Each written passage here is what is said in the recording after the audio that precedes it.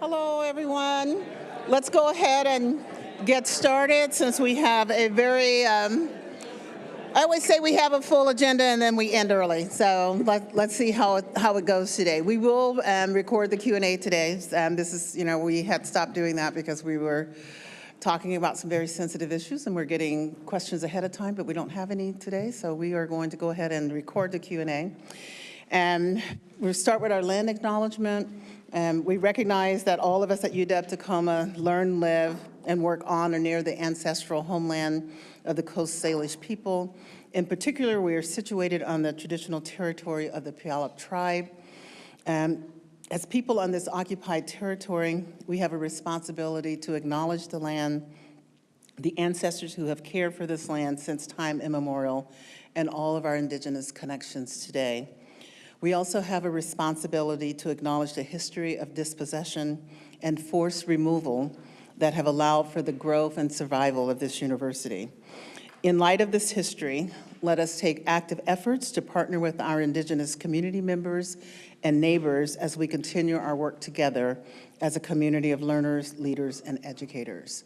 And they're just empty words if we don't do things to make them real. So there are a couple things I wanted to share with you. If you haven't gotten the invitation, we will be having our Indigenous student graduation this Friday. I know, I'm pretty excited about this. This is the second year that we have done that. And so very excited about that. And then I don't see Leander, but he took a team of UW-T students last week to NCORE, which is the, National Conference on Race and Ethnicity in Higher Education. And they have a Native track that's part of that. And so they got to engage with other Native students from around the country.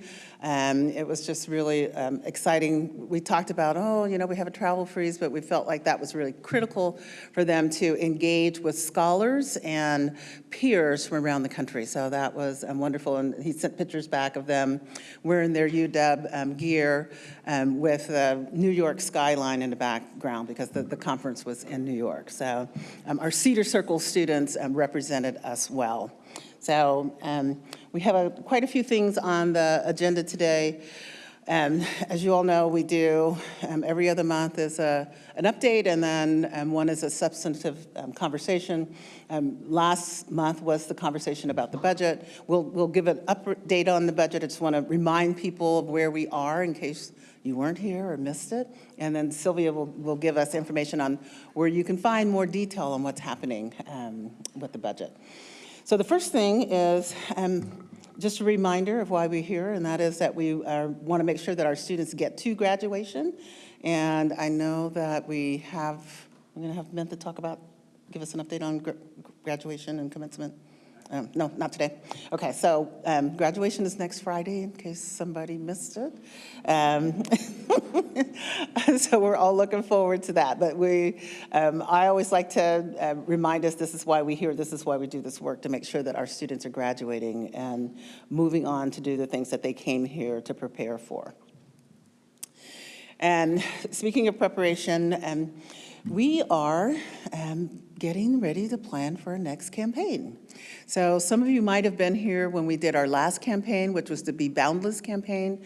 And it is, campaign planning is a sort of tricky thing because it's like, when does it really start and when does it stop? We're getting a new president of the university August 1. He wants to do a strategic plan, and that will really drive a lot of influence a lot of what we highlight in the campaign. But we have been planning for the last 2 years. So the chancellors and the deans of the Seattle campus have been meeting to talk about what are the priorities that we think we would want to pursue in a campaign. What are the things that we want to pursue university-wide, meaning across all 3 campuses? And there are some things that we've said we want to do across all 3 campuses. So student success, equity and diversity, climate work, democracy, and civic engagement. So we're looking to see, okay, where are the things at UW-Tacoma that could plug into those? But then we're also saying, what are the things that are unique to Tacoma that we would pursue during a campaign? And we every dean and chancellor during this quarter was asked to present their priorities to a campaign organizing task force. And that task force is made up of the university's largest donors and volunteers. It's co-chaired by Susan Brotman and Corinne Wright. Many of you don't know Corinne, but she's a former chair of our foundation board.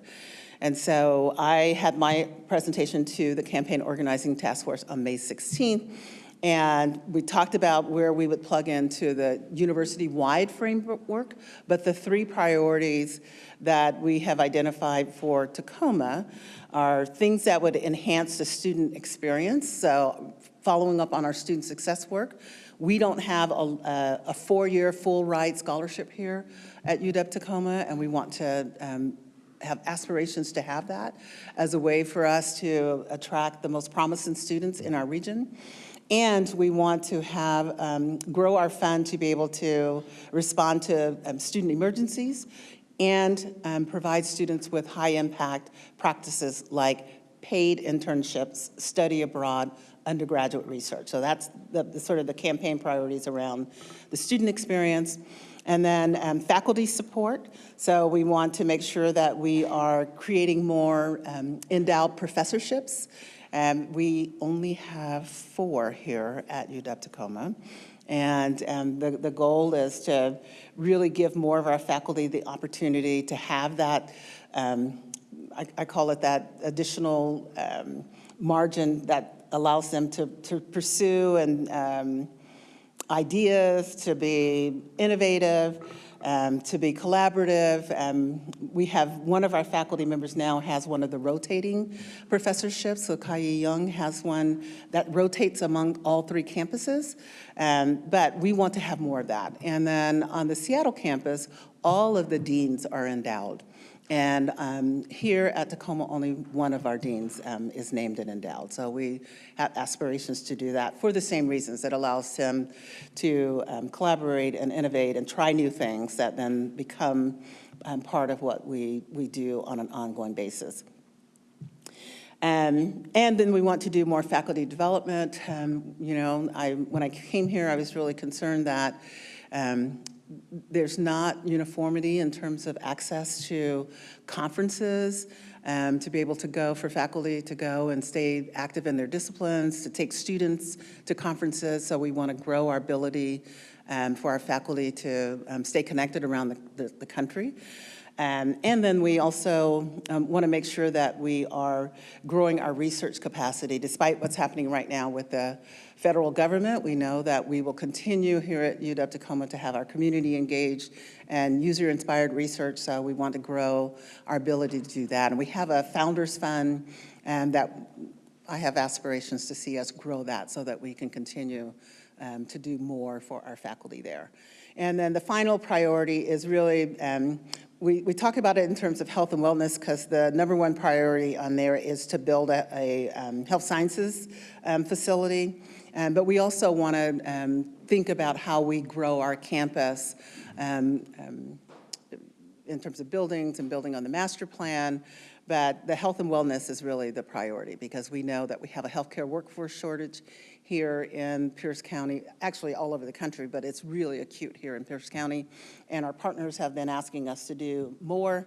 We are limited in some ways by facilities, and we want to continue to grow that. So that will be a priority as we go into the next campaign. The next steps are we will continue to refine the university-wide framework and continue to identify the things at UW-Tacoma that fit into that. And maybe in the fall we can have we had the campaign staff come down and do a presentation to our leadership team, but maybe we could do that at one of our, that would be a really good substantive conversation for us to have. I understand from the last campaign that people felt like they didn't have input and that it was sort of done in secret. So I'm trying to be as transparent as we can about campaign planning and priorities, and then to gather ideas that you all might have for things that we could go out that would resonate with our supporters and maybe generate more investment here at UW-Tacoma. I will say that the Campaign Organizing Task Force presentation on May 16th was outstanding. My team, the advancement team, did an incredible job of rewriting the case statement and prepping me. It's like they told me which way to go and where to stand, but they did a great job. And the feedback that we have gotten from that is that the UW-Tacoma presentation was the best one that they have seen, and they continue to say that publicly.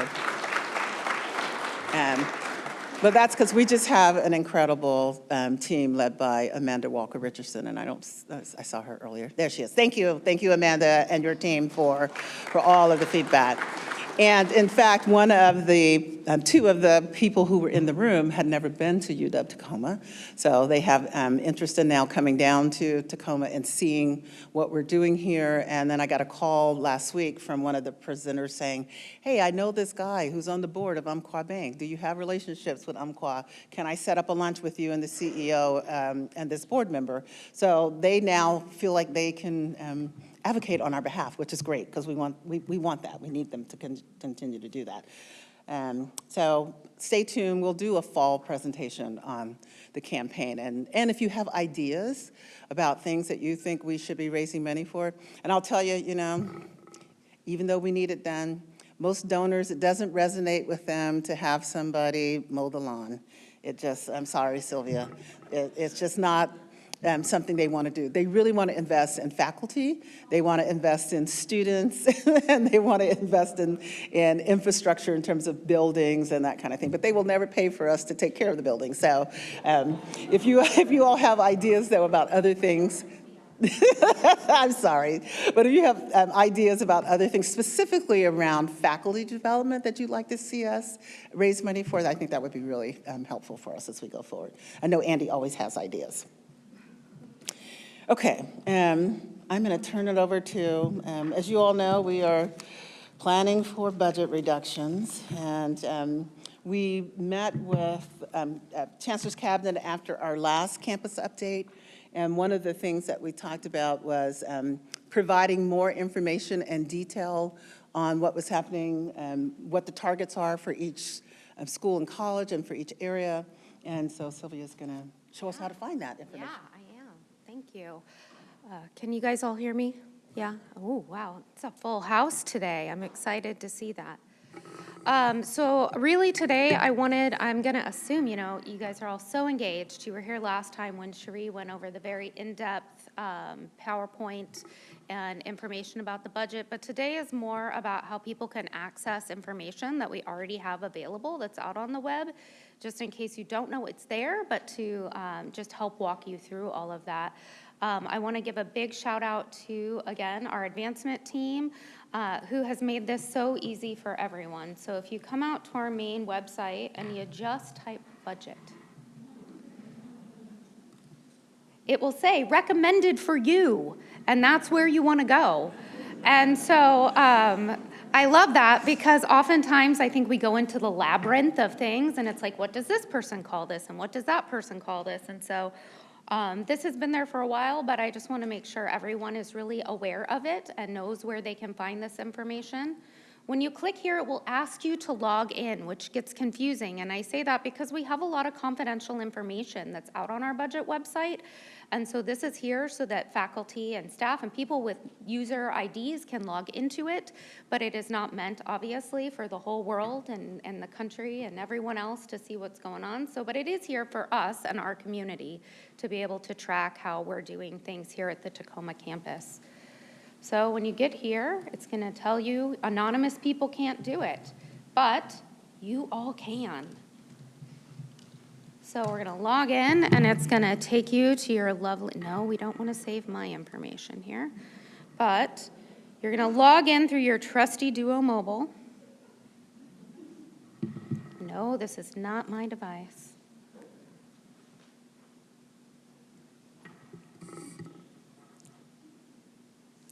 I'm not in charge of this part. So there you go. All right, so it's going to take you to this website. It looks a little funny for when I log in because I obviously have the ability to change this website, but it has all of our information here. This is all of the stuff for this year.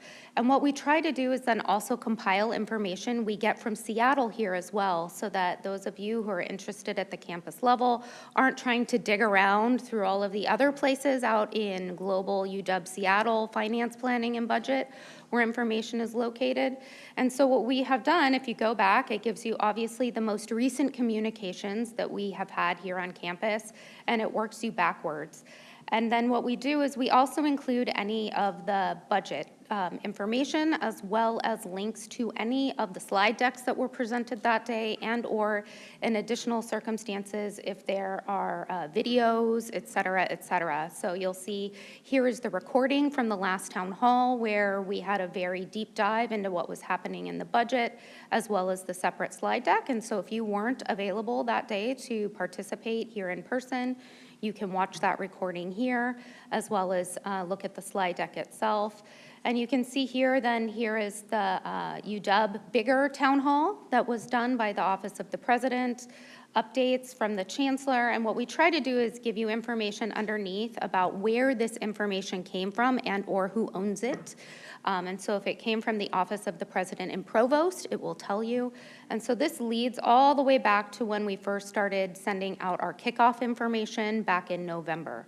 And so you can sort of track how things have gone and all of the other information that has happened and or come out to the campus community here in this scenario. Down below, it starts to give you more technical information. So it includes the budget targets that we set for reduction that we spoke about at the last town hall, and gives you any slide decks that have been presented to Cabinet or to our Budget Advisory Committee here on campus, as well as the recorded kickoff presentation we gave in the fall, and that slide deck, and any additional pieces. And then this is also an operations website, so it includes any of the forms that we have asked end users to complete. So this is where, if you are someone that has been tasked with helping to develop this information as we're working through budgets, all of the forms are out there as well. And it gives you the kickoff and calendar that we've worked through this year, and you'll see it kept going until we got to our place where we made our recommendations, initial recommendations in February, and then when we met with ELT. To add on to that, it also then gives you information about who is serving on our Budget Advisory Committee here on campus as well. And if you wanted, you can go back prior years, and it has all of that information out there for last fiscal year too. And so I just wanted to make sure everyone was aware that this information is available and is out there. If you haven't been able to attend many of the town halls or campus updates, the information that's been recorded is also here for you to catch up on. And all in one, sort of a one-stop shop, rather than having you go out and dig through pieces. So I just wanted to take this opportunity to let people know where that was and to help them walk through I know a lot of times I get emails that are like, it says I don't have access. So I just wanted to take this opportunity in front of such a large group of people to sort of let you know how you can walk through that piece. And then over here we give additional resources as well. So it'll give you resources out to the state websites and other planning pieces that you might have that are interested but related. And I know you've all seen this, but this is my very favorite one that so accurately sort of describes what budget looks like in the state of Washington, and sort of overarchingly helps you understand what the budget universe looks like, and then drills down. And so you'll see us use these slides in many of the PowerPoints just to help you see how the state budget works in the state of Washington at large, how it comes to the University of Washington, and then how it comes down to the University of Washington, Tacoma. So that was all I had really for today. We haven't had any updates from the Office of the President and Provost since we last met with everyone. Divisional budget reductions are due to Cherie, our Associate Vice Chancellor of Financial Planning and Budget, on Friday this week. So as we continue to move through this process, you will continue to hear from us. So I'll just leave that there.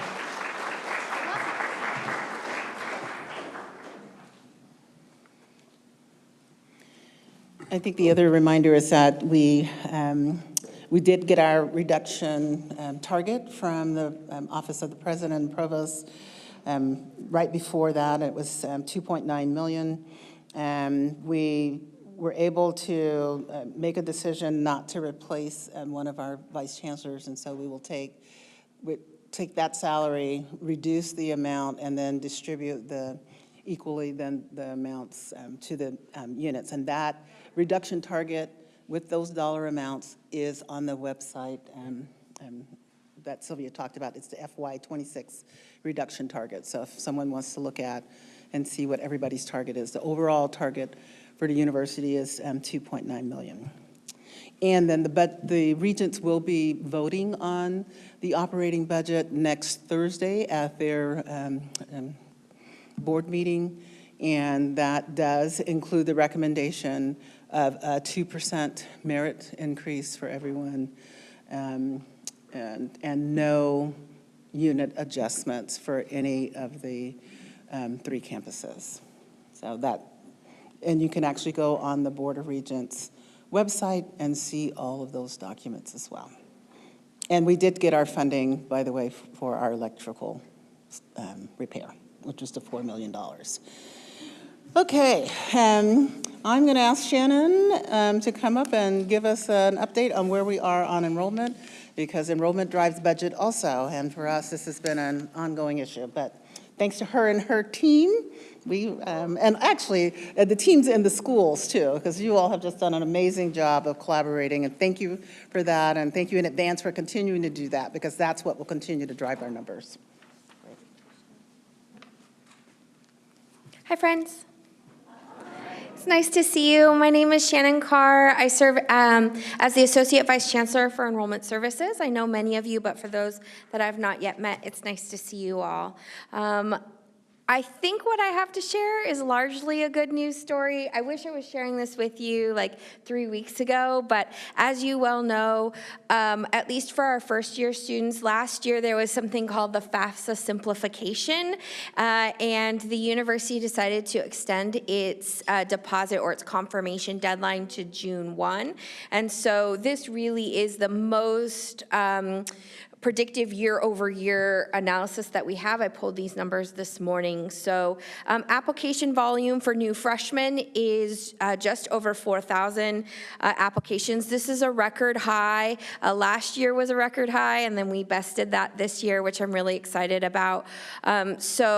Again, to note for all of you, the confirmation deadline this year did return to May 1, but because it was June 1 last year, we want to look at June 1 over June 1 numbers. So applications look great, and we're up 1.9% over 2024 Census Day, so that's really good news. In terms of our confirmations, we're up 1.6% from last year, year over year. So it's a good and healthy number. We're very happy about that, but the margin is still a little small, so we have a lot of work to do from now until Census Day. The N on that, by the way, is 12 students. Now, I think it's really important to note that this growth is small, but this is not the story that many of our colleagues in the state are seeing, both at public and private institutions. As I'm talking to my colleagues around the state, we're one of the few institutions that actually is up in enrollment, and I think that's something that we should be really proud of, specifically for new freshmen.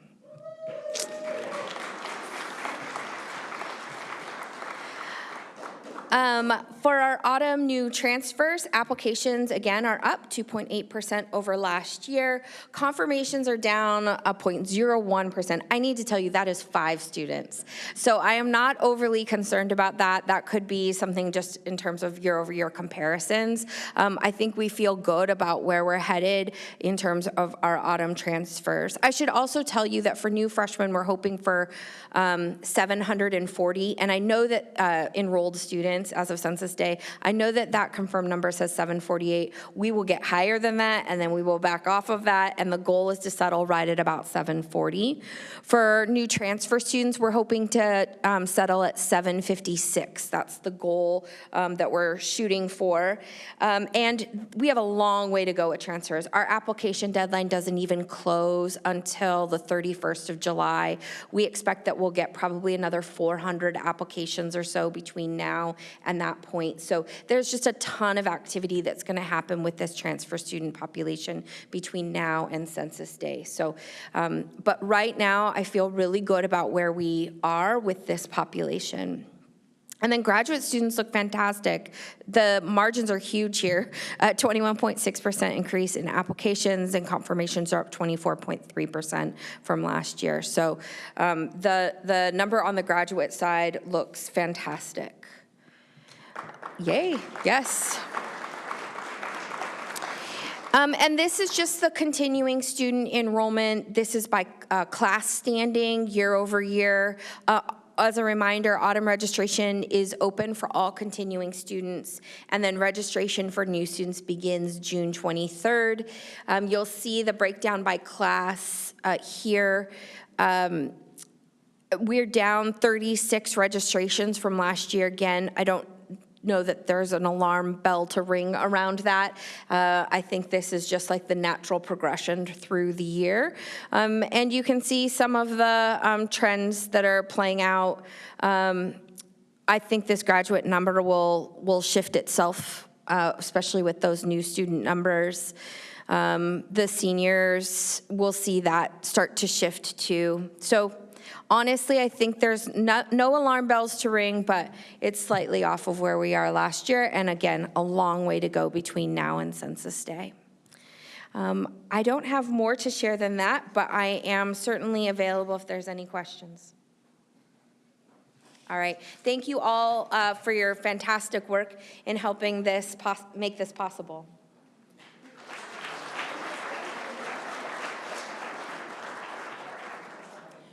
So part of the story is Shannon and her team just do an outstanding job out in the community and partnerships. But also it's the reputation of our university. And so much of the reputation of this university is driven by the work that faculty do.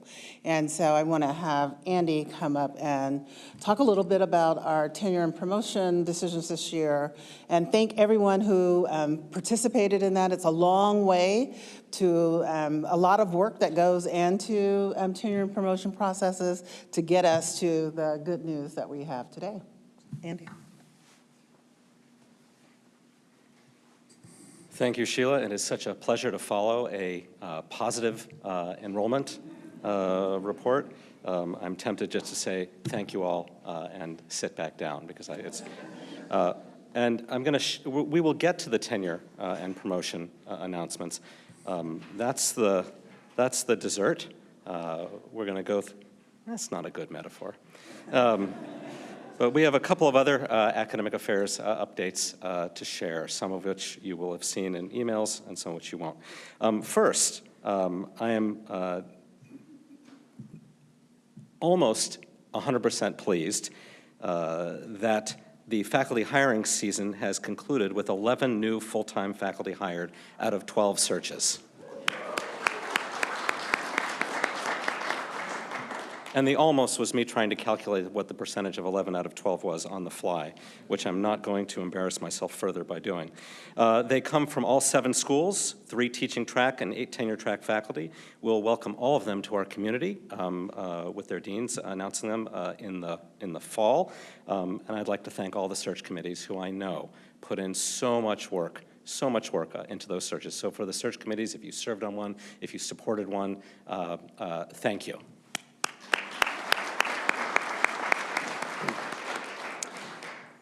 It is my pleasure also to announce Kaisa Calkins, newish Associate Dean of the UW-T Library, who joined us in April. Kaisa, would you wave?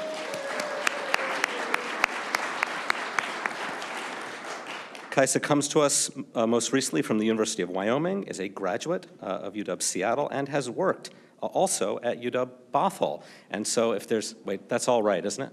Okay. It has been a long year.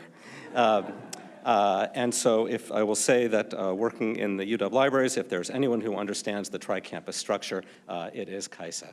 So welcome.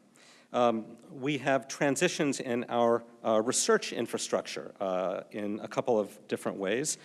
First, as you, I think, will have seen, we have interviews in the next 2 weeks for the director of the Office of Research position.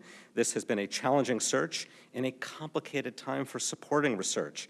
But we are pleased with the pool, we are pleased with the finalists, and I hope you get a chance to meet them in their different spaces on campus in the next, I think, week and a half now.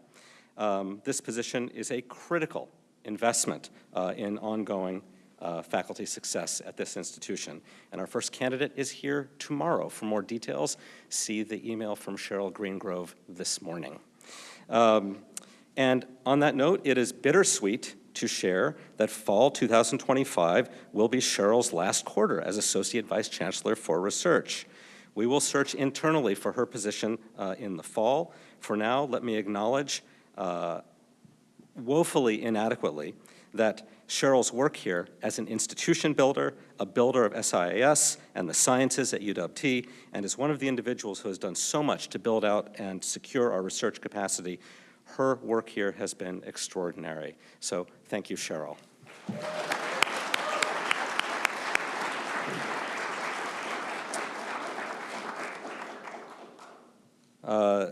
We've been talking about the impact of federal policy and action on federally funded research since, well, for a long time now, since January at least. And I want to give you a sense of scale that Cheryl and I were just discussing. Because I think it's easy to say, oh, the research story, that's really a UW-Seattle story. The risk is to UW-Seattle. The vulnerability is there. We currently have at UW-T, as of, well, currently and as of last week, 71 federal grants at UW-Tacoma, spread across 32 PIs and deriving support in total from 18 separate federal agencies. So the scale is significant, the scope is significant. Federal grant support underwrites the budget of the Office of Research, so changes in federal grant criteria, indirect cost rates, and availability of grant funding overall affect many faculty across all career stages, and is particularly relevant for early career faculty. And so that really requires that we spend time and energy in the next couple of years asking how can we continue to support faculty at all of their stages, and particularly the early career faculty for whom developing a research portfolio is particularly important at that point in their career. On that note, as you may have seen, if you read every single email within minutes of it coming in, we have just announced this year's Founders Endowment Research Awards, which with my okay, so 4 people did read it in its entirety. That's good. With my gratitude to the Research Advisory Council and Cheryl Greengrove for their work reviewing the many quality submissions, application volume remains strong, and we continue to be able to support a higher than expected number. My congratulations this year to Ellen Bayer, Carolyn West, Jihyun An, and Jim Gowell from IAS, Kawina Begay from Education, Anandita Bhattacharya from Social Work and Criminal Justice, and Cassandra Donatelli and Emma Shea Hadnaji from SET. Please congratulate them all.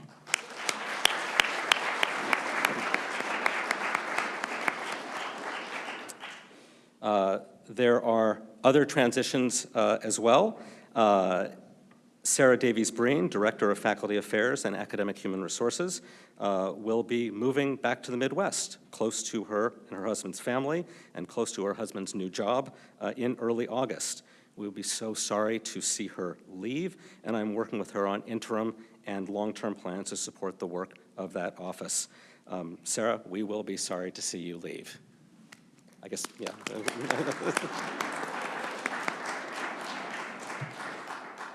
To clarify for anyone watching this later, that applause was in recognition, not in the sorry to see, not in the her leaving part of that. We have been workshopping, and many of you in this room have been part of this, a plan to build out, coordinate, and better support our professional development structures and opportunities for faculty across the range of teaching, research, mentoring, and service achievements.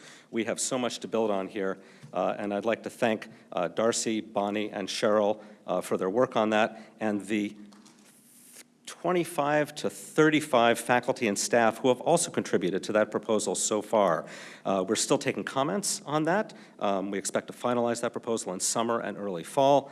If you want more details on that, please see Darcy's recent email and the linked proposal therein. But I do think it is a structure that will advance faculty development here considerably.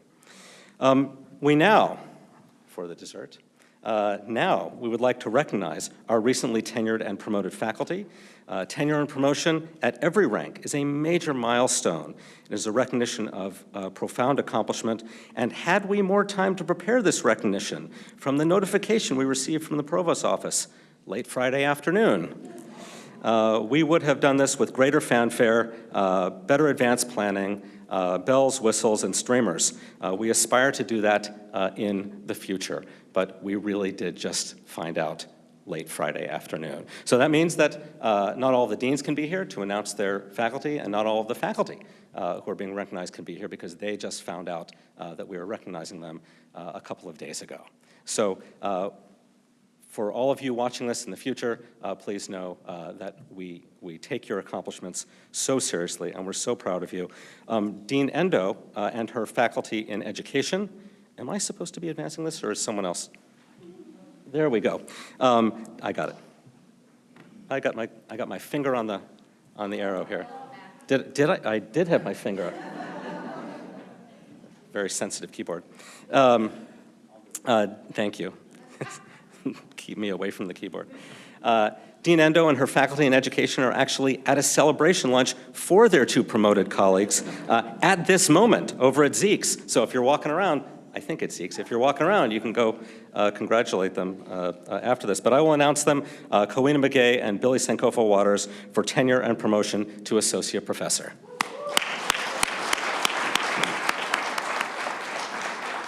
Dean Cotty, would you share the news from set? This is going to be a little choppy because we just did the choreography on this last night. So bear with us, feel the enthusiasm. You forwarded it. Thank you. So in the School of Engineering and Technology, two faculty were promoted to Associate Teaching Professor, and they are Matt Ford in Mechanical Engineering and Ingrid Horakova in Computer Science. I don't know if they're there.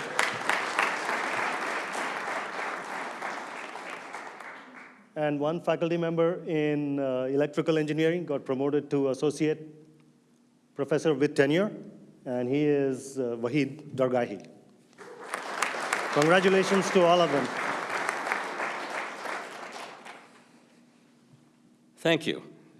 Take a breath, everyone. Dean Eschenbaum will share the news from SIAS.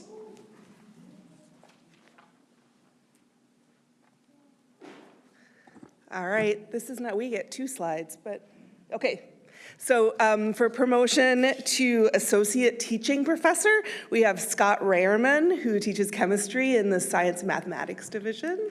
He's here. And then we have 2 people who've promoted to teaching professor. So Leanne Chafee, who's in the Science and Mathematics Division, teaches biopsychology courses. And then Leanne Lauksh-Bashan, who's in Culture, Arts, and Communication, who teaches writing studies. So congrats to both of them.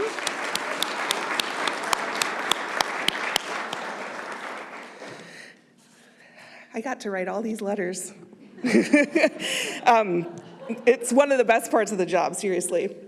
So we had a whole group of faculty who were tenured and promoted to associate professor. So Sonia De La Cruz, who's in CAC, who teaches communications and media.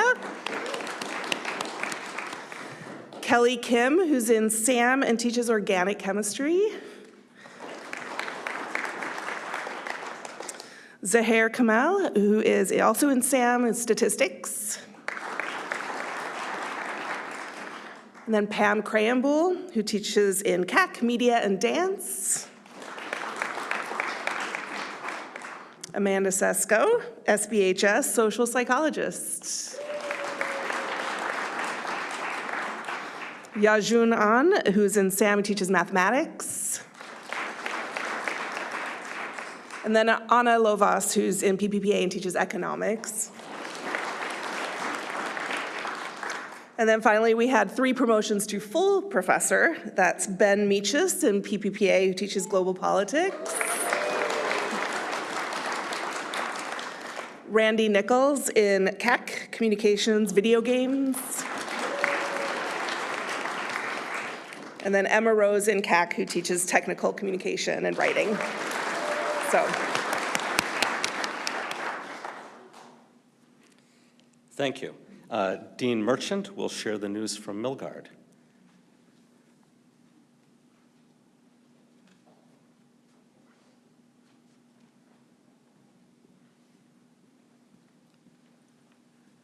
Good afternoon. We have two faculty who got promoted. Arthur Jago, who got tenured and promoted to associate professor. He's a professor of management. And Rupinder Jindal, he got promoted to professor, and he's a professor of marketing.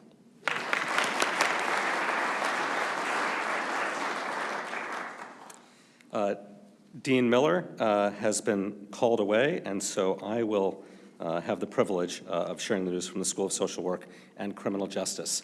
Anandita Bhattacharya and Ken Cruz for tenure and promotion to associate professor.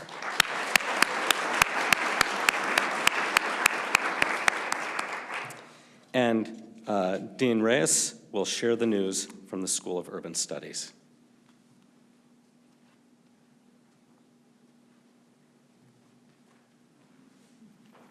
Good afternoon. I'm really happy and proud to announce that Dr. Mark Pendris has been promoted to full professor in the School of Urban Studies. And I don't know, Mark, if he's here or not. I didn't see him earlier, but we will celebrate later. And he's not only teaching, but he's also serving as Associate Dean in the School of Urban Studies as well. So.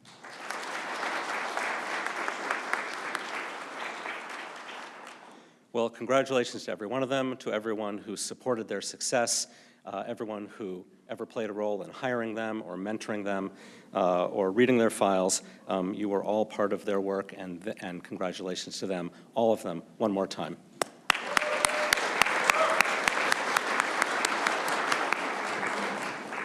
Other than that, it's been a quiet year. Thank you.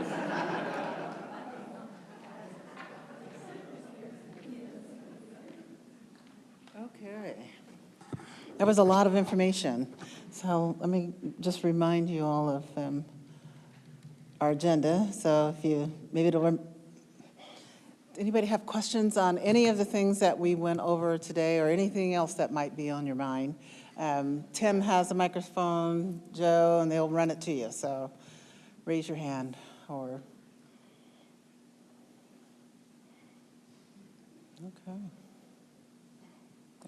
Hi, I just want to announce for the library, Erica Bailey also received a promotion to Associate Librarian with permanent status. She is our Urban Studies and Digital Scholarship Librarian. Fabulous, thank you. Thank you for that. They send those to the Dean of the Library and not to us here at Tacoma. So appreciate you giving us that. Other? Okay, we don't have another town hall. This is the last one until the fall. So thank you all for an outstanding year. It was a trying year. I said it started January 20th. It seems like dog years, but thank you all for hanging in there, for still continuing to do the work that you do, support our students and do the amazing teaching and research that you do, and supporting this university. And we hope you have a great summer, but I'm looking forward to seeing all of you. I'm like looking people in the eye for graduation. And we are gonna have a graduation, post-graduation ceremony with adult beverages and pizza. And where do we? Camp Colas, okay, which is over there. So we'll work hard and get our students through that morning, and then we can relax and congratulate each other for getting through the academic year after that. So thanks, everyone, for a great year. Thanks.